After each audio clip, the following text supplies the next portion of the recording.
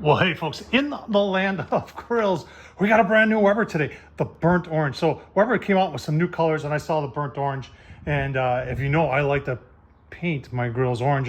And I've even got an old Tonka Firebowl. This dates back to the 60s. And that one was burnt orange, but I had to repaint it. It needed to be restored, did a restoration. Leave a link down below to the video I did on that. But today we're going to be talking about the brand new Weber, and we're going to, and I wanted to get it about a year after I got the 70th anniversary yellow, because we had some issues with quality control when it came to the manufacturing process with the 70th anniversary. In fact, to the point that Weber even took me for a tour, and I'll leave the link down below to that, of that facility. It's pretty cool. And we're going to show you we're going to show you this whole grill. We're going to show you how it goes together, super simple. And we're going to show you, are there any manufacturing defects in this brand new burnt orange 22-inch Weber kettle? Let's get started. All right, let's get started with the assembly of the Master Touch burnt orange. Man, I'm so excited.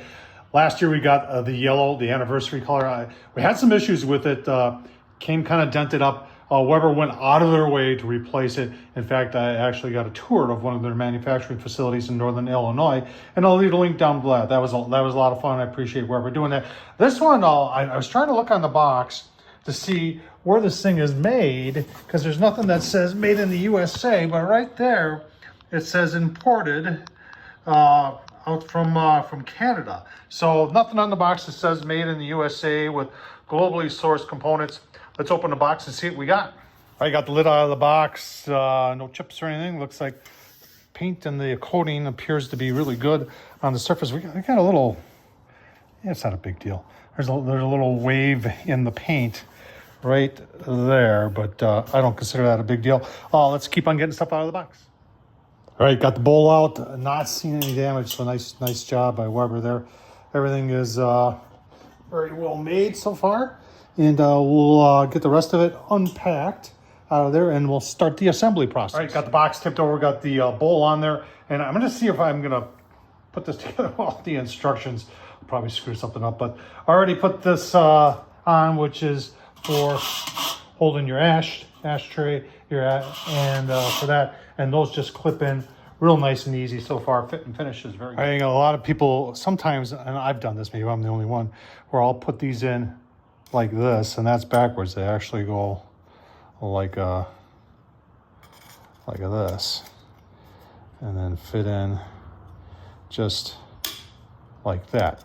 That's the way they go. All right, got the second leg in, and this is when you start putting all the other things together here. You don't hammer on these things, and you just gotta back and forth, and they finally find their way in there. It is a tight fit. So if you're wondering, Thomas should fit better. I think tight is good. So that's when you put the wire rack in, and you got to remember this is upside down, so you want to make sure you put it on the right side. I've done that. I've made that mistake a couple times too. So you get it in those two legs, and then we're going to put the other one in and slide it in there. And this is probably the most difficult part of assembly of any Weber 22-inch kettle. All right, so I did have to go to the owner's manual. So you've got two holes in both of the back legs, and if you're looking at it upside down here, the right one, you go to the right hole, and the left one, you go into the left hole. And I had to go to instructions to make sure I was doing it the right way. All right, we're together. Like I said, this is probably the most difficult part of putting together any Weber kettle. It's downhill from here. Wheels go on next. There's two cotter pins, one for each side. And then you've got these covers that have these in them. And you just kind of line up two of them. Kind of start snapping them into place as they go around. Looks like one may have broken there. But anyway, they're on there, looking good. So this is not in the instructions, but it's really easy at this point to put on your ashtray. And I just noticed I found a dent. So, okay. Note it's not a big deal, but there is a dent. All right, lid bail is installed. It's pretty straightforward, but I do like this touch, having this extra piece down here, so when your lid comes down, it's not hitting the paint and chipping the paint under there. Nice job by Weber. I am guilty of forgetting to put that on once or twice in the past, but I remember it now. All right, so before I put the temp probe and the handles on, I do want to polish the lid because I want it to be shiny. Folks, I've been using this for years. This gel gloss stuff. Spray it on, wipe it, let it dry, and then buff it out. And I tell you what, removes grease, does a great job. I use it on the outside of all my grills and does a fantastic job. There it is all put together. Got the temp gauge on there. My shoulder there, but you got the, I think they're chrome plated. Got charcoal baskets in there. You can open these up. Even give it, I wasn't even where we're getting this, the top rack there. That's a nice little touch by Weber. Thanks for doing that. And folks, I tell you what, it is a beautiful grill. Absolutely. The burnt orange, oh man, that pops.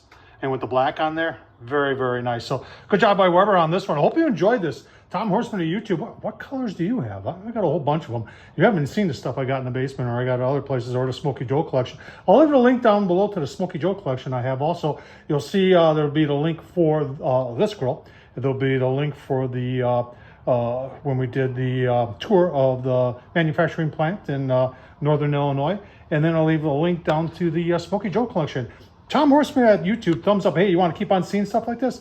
Consider buying me a cool drink through the super thanks down below. Thanks for watching, folks.